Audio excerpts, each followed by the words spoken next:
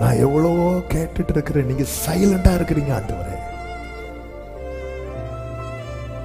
ஆமென். நான் உனக்கு என்னமா செய்யணும்? எலியா அதுவரை எலியாவுக்கு என்ன செய்து கொண்டிருந்தான் தெரியுமா? தண்ணீர் வார்த்து கொண்டிருந்தான்.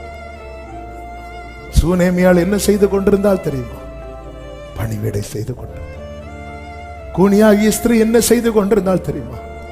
ஆலயத்தில் இருந்து கொண்டிருந்தாள். எலிசபெத்தின் சகரியாவை என்ன செய்து கொண்டிருந்தார்கள்?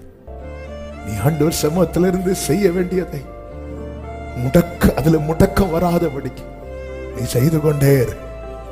ஒரு நாள் எத்தனை ஆயிரம் இருந்தால் அவருடைய போக்கஸ் உன் மேல இருந்து, நான் உனக்கு